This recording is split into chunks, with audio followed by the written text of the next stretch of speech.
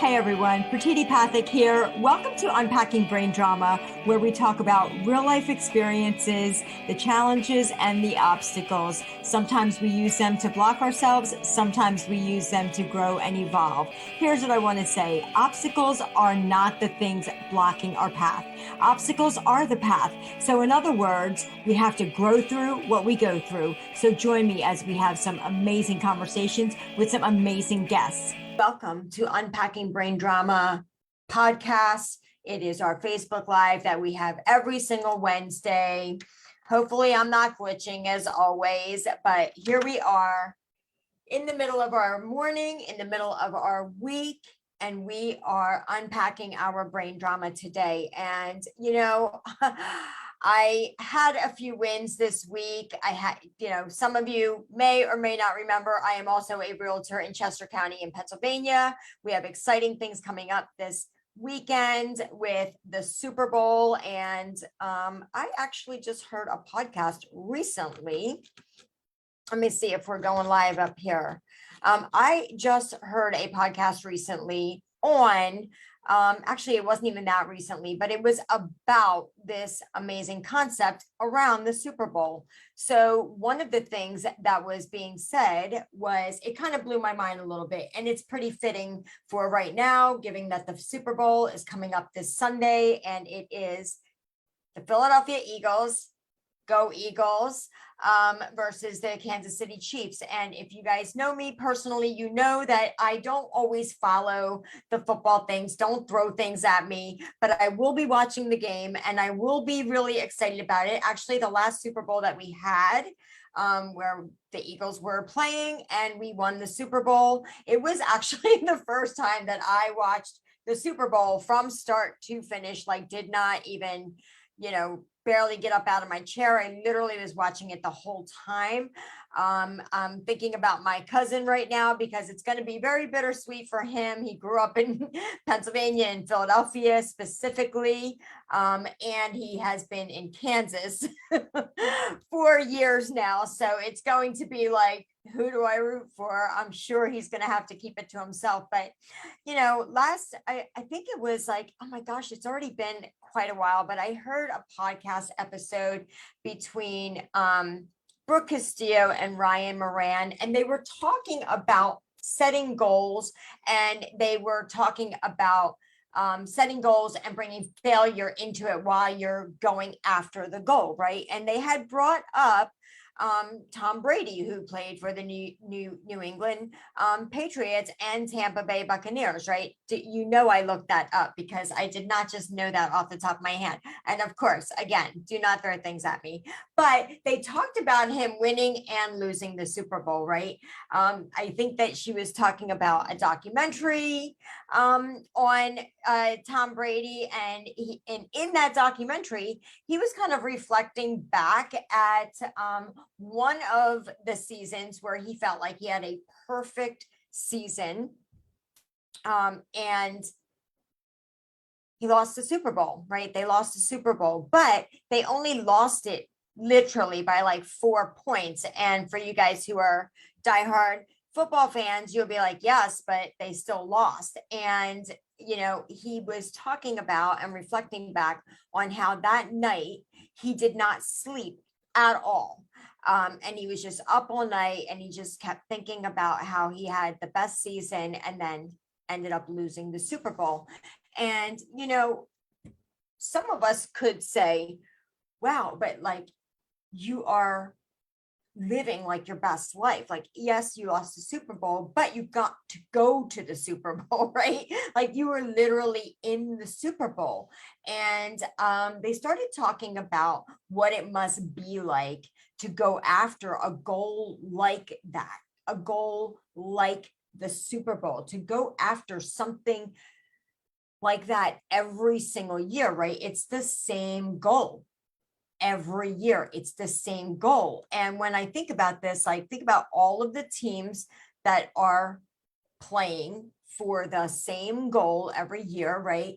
All of the teams of the National Football League are literally showing up every single day and every single year for attempting to achieve the very same goal.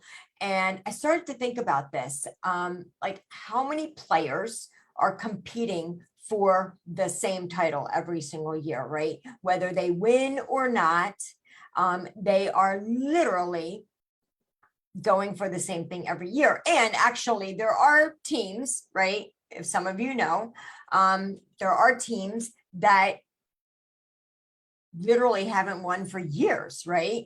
And they still show up. They don't just quit playing football, right? They're not like, never mind, we didn't win. We're not going to play anymore. And if you talk to each and every one of those players and said, like, you didn't win this year, do you think you would do it again? And they're like, absolutely. That's not even a thought, right? They wouldn't even consider not playing, right? And I think about how many players literally get up every day and show up every single day. They go to their practices, they're in the games, they're playing, they're constantly upping their game. They're giving it their all, right? They're giving their 110% every single year. And you know, when they brought up this question in this podcast episode, and they were talking about like what it must be like to go after something like the Super Bowl. And then they kind of brought it back and asked a question that completely blew me away. And they were talking about it like, what is your Super Bowl? I was like, what? They were like saying like, so what is your Super Bowl, that non-negotiable thing that you're going to wake up and go for it every single day? And it's like, what would that even look like? What would your Super Bowl look like? Right. And I wanted us to ask this to ourselves, because like, do we actually ever ask ourselves, like, what is our Super Bowl? What is our ultimate goal at the end of the year, right? Is it increasing our business? Is it hitting a certain financial number? Is it improving our relationships? Like, what does that look like in our lives, right? And when I think about achieving any big goal like that, because to me, I would think the Super Bowl is a very big goal, right? It's prestige, it's status, it says something about you and the team, right? Because he's not alone, he's got an entire team. So when I think about what is my Super Bowl, I have to ask myself, like, what would I be up against? Right? Who are my opponents? Right? What are some of the obstacles that I will have to figure out? Not just have to like get through or go through, but like, how am I going to get on the other side of them? Like, how will I have to grow? What will I have to think in order to stretch my thinking, stretch my brain in a way that it's maybe not used to, right? What are the fails that for sure I'm going to have to face, that are definitely going to come my way, that I'm going to have to figure out, that I'm going to have to learn from, that I'm going to have to go through all the feels to get on the other side of that, right? Who's on my team? Do I even have a team, right? If you're a solo entrepreneur like myself, you may have one or two people that are assisting you, or your assistant, or somebody that is like masterminding with you. If you're like me, I have lots of people that I have to go to for certain things, right? Who are your cheerleaders? Who are the people that are in your court? They're rooting for you. No matter how many times you fall down, they are there to say, you got this, girl, go ahead, you can do it, you're good. Who are your booers? Who are your rivals? Who are the ones that are literally on the sidelines booing you, that are very happy to see you fail? They're the ones that want you to fail. How do you put the blinders on? How do you stay focused on your goal and getting up and putting the reps in to practice and show up every day like it's a non-negotiable for you, right? If you're somebody who's trying to lose weight or improve your health in some way, certain things become a non-negotiable, right? We have to give up things. Maybe you have to give up certain foods. Maybe you have to give up some bad habits in order for you to achieve your health goals, right? Maybe just sugar and flour is your bad habit that you have to give up. But what is it that's out there that's kind of going against you that you're going to have to face, right? What are the rivals? The rivals don't have to be people. Sometimes they are, but sometimes they're just things that definitely are going to come up. And I love this question around the Super Bowl because it really made me ask myself, like, what is my Super Bowl? What is that for me? And I know that, we're still in the first quarter of our year. This is the beginning of 2023. And so many of you probably just recently set some goals for 2023. And some of you may have already fallen off your boat, right? Some of you may have already given up on that goal of losing weight or quitting a bad habit or doing something different in your business, because all of a sudden, like, you had this motivation for the goal. And as you start to go for the goal, things start to come up. Obstacles get in the way. Those rivals show up, right? And then you start to lose steam. You start to lose faith in yourself. You start to lose confidence in yourself. So what I love about this question is, what is my Super Bowl? It made me ask myself, what is that for me this year? And to be quite honest, in the very beginning of the year, I had thought about it. And I work as a realtor, as you all know, if you follow me with KW, Keller Williams. I'm a realtor out in Chester County, and I definitely have goals around my real estate this year. And I also have goals around my coaching practice. And I work with a lot of people. I'm always trying to influence our young adults. So even though I work primarily with adults in their mid 30s to mid 60s, I have all the ranges, right? All the way from right out of high school, some even actually in high school. So one of my Super Bowl goals this year is my biggest one. And my Super Bowl goal this year was to have 25 plus speaking engagements this year. Really wanted to put myself out there, and I really wanted to impact as many people as possible, and especially our young folks. So when I thought about what could I do to impact that many people, it just made sense to be speaking to a bigger crowd. So one of the speaking engagements that I do on a regular is this right here, right now. I show up in public, out there in the world, and put myself out there for failures. As you know, a few weeks ago, my internet just wouldn't cooperate. It kept kicking me out. My computer totally shut down, and I had a guest, and I wasn't able to follow through with the interview. So just a quick update. You will get that interview in a couple more weeks. On the 22nd, that guest will be back on. It's Vivek Chakrabarti, and he'll be back on next week, or in 2 weeks, actually. But so when I think about my 25 speaking engagement, what happened right away? I became a lot more intentional with my conversations with people around speaking at their functions, at their things. And I actually already have 4 speaking engagements already booked. 2 of them are with a high school. Another one is going to be a big seminar that is for high school girls. I think it's going to be 3 different high school that are participating in this. And it's going to be about careers and opportunity when you don't have a whole lot of opportunity. So here's one of the things I had to think about. What are my obstacles? What's in my way, right? And the only thing sometimes, or I will say it won't be the only thing, but one of the biggest obstacles that we have in our way, no matter what the goal is, no matter what we're trying to achieve, whether it's a personal goal, whether it's a physical health goal, whether it's a relationship goal, a business goal, a financial goal, one of the biggest things that we have to contend with is our own way of thinking.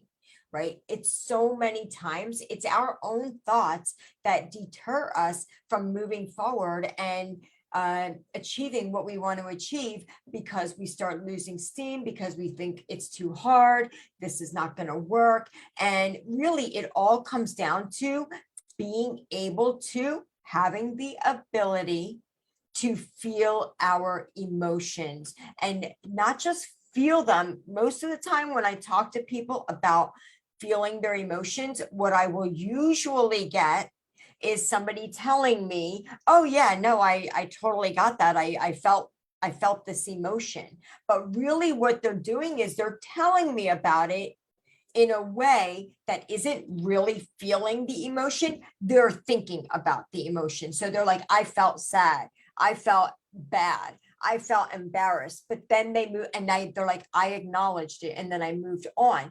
Here's the difference. The difference between thinking about your emotions and actually allowing your emotions to be there, to feel them, to locate them in your body, right? They're vibrations in our body. Sometimes it looks like jitteriness. Sometimes it looks like an accelerated heart rate. Sometimes it is like, feels like tightness of your chest, right? Maybe you're sweating. Maybe you feel like bubbles in your stomach. Maybe it's a lump in your throat. That used to be a big one for me. I always felt like a lump in my throat. Sometimes it is a combination of feelings, right? Combinations of vibrations in your body. And when you are able to sit with that, allow it, locate it, label it, feel it, describe it, this is how you process the emotion. And some of the most difficult emotions come from when we're trying to achieve things, and they come from things that we're calling failures, right? The failure may look like, I got on the Facebook Live and it didn't work, and I feel embarrassed. I feel shame, right? I feel nervous and fearful to try it again now, because what if it doesn't go right? So when you're able to actually feel the emotion, that comes from allowing it to be there, describing it, locating it, identifying it on what the feeling is. Because this sometimes, for me, I know I've talked about this a lot, nervousness and excitement both feel very similar to me. So I never allow nervousness or fear to get in the way of me attempting to do something, because the worst thing that could happen is it's not going to turn out the way that I wanted it to, the way that I envisioned it to turn out, the way that I expected it to turn out, right? If you've listened to me before, you know that I've already enlisted Google's advice and their definition of failure. And it is simply just not achieving the expected outcome, right? On either something that I didn't do right or that just didn't turn out right. And when you look at it that way, it's really not that big of a deal. It's like, oh, it didn't turn out the way that I thought it was going to. Okay, what do I need to do differently? So if you also are somebody who listens to this Facebook Live as my podcast episode, you'll listen to my intro to my podcast episode. And it says, I've gone through many different things in my life. And we tend to think that, obstacles coming in our path are the things that block us from achieving something. But, obstacles can either block you or give you an opportunity. The obstacle can be an opportunity to learn and grow and evolve through that challenging moment in your life, that challenging experience in your life. So when I talk about an obstacle in the beginning of my introduction to my podcast episode, I say obstacles are not the thing blocking your path. Obstacles are the path. You have to grow through what you go through. And I believe that with my whole heart, because some of the most challenging things that have come up in my life, which have been many, right? I was a single mom. I lost my child, the only child that I had that I became a single mom for.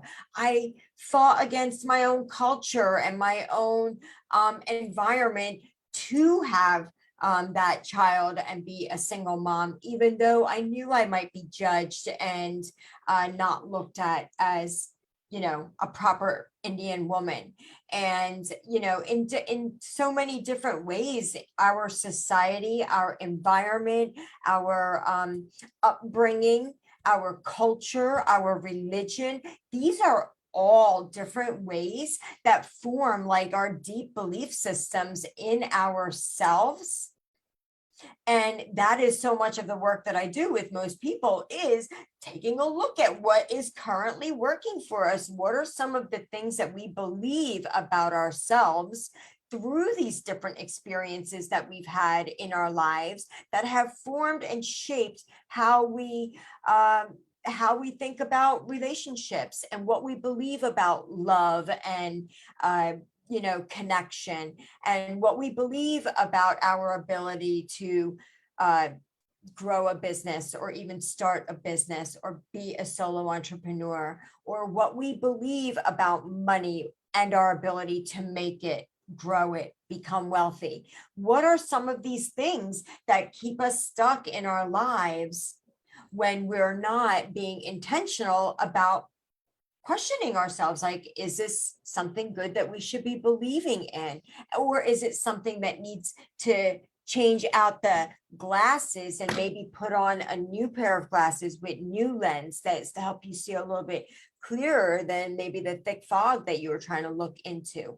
So I'd like to offer that question of the Super Bowl to all of you guys. I want to ask you guys, what is your Super Bowl this year? What is it going to be that is going to become a non-negotiable, that no matter what, you're going to face some of those obstacles, right? You're going to ask yourself, write this down. I really want you guys to do this exercise. Write down, like, what is my Super Bowl this year? What are some of the things I'm going to be up against? What are those obstacles? What does it look like? Right? What measures am I willing to take for getting to my goal? Even if you don't achieve the goal in the end, just like Tom Brady, who had the best season, but in the end did not achieve the goal of winning that Super Bowl by losing by 4 points. Think about how he grew as a human in order to even go after that goal. That's what I want to offer you guys. It isn't in the end always it's not only about achieving that goal. It's about who you become in the going after it. So I want you to write it down. What is my Super Bowl? Who do I have to become? Start living into that person right now. What will I be up against? Who are my cheerleaders? What are the obstacles? What are the strategies that I'm going to create around those obstacles, right? Who are my booers? Who are my naysayers? Who are the ones that are going to, not want me to succeed and achieve my goal that I'm going after? Maybe you set some proper boundaries around those people or those things so that that's not getting in the way of you focusing on the goal, right? Don't lose steam. Make failing part of the process. It's like, yes, I failed. What do I need to learn from this? How can I make it better next time, right? If these are some of the things that are a struggle, this is the work that I do. I take a look at what are the things that you believe about different areas of your life. What are the things you're struggling with? How can we take a look at that and be intentional about what you actually want to create? And what does that look like? I help you just see things in your own brain with a different lens, right? Nothing's gone wrong here. Everything's exactly the way it's supposed to be. And how you know that is because this is the way it is. And that's coming from a mother who's lost a child. That's coming from a mother who's gone through lots of obstacles, right? Financial failures, business failures, lots of different struggles. that have turned me into this resilient, independent woman today, that I know no matter what comes my way, I'm never worried about not getting through it. It's not even a thought in my mind. I know it's all going to be just fine. It's not gonna be perfect. Perfection is never what I'm going for. Perfection is for scared people. It's for the people who don't want to put themselves out there. I'm somebody who puts myself out there every single day, all the time. And that's what I want for you guys. I want you guys to fail over and over so that you build up that resilience muscle. Resilience doesn't come from doing it right. Resilience comes from falling down and getting back up. It's not about falling down. It's about how you get back up. It's not just about getting back up. A lot of you get up by beating the crap out of yourselves and telling yourselves how you're failures and you suck at everything. That's not the way I want you to get up. I want you to pull yourself up with some confidence and with like some badass feelings about yourself, because that's what you are. You guys are resilient. And that comes from those obstacles coming our way and us going after it anyway. So if this is something that is a struggle for you, absolutely send me a private message. Reach out to me. I'm your girlfriend. I will absolutely talk it out with you and get you on the right track. I love you guys so much. Thank you so much for hanging out with me. I just want you to know, you do not have to stay stuck in your life, right? Things are going to happen and you don't have to stay there. Freedom is literally right around the corner. It's just a matter of changing the questions that you ask yourself. And we talk about shifting our mindset. I will give you some tools and some powerful questions to ask yourself so that you know exactly how to do that. Adios, amigos. Have a beautiful week. Have a beautiful rest of your day. And I can't wait to see you next week. Bye, guys. Thank you for listening to Unpacking Brain Drama podcast. You'll find links for all the things mentioned below in the show notes. And it would be incredibly awesome if you would take a quick moment to leave a review on iTunes or wherever you listen. If you'd like to be considered as a guest on our podcast, be sure to go to www.resultsbydesigncoaching.com for a free 30-minute coaching session. Thanks so much, guys. See you next time.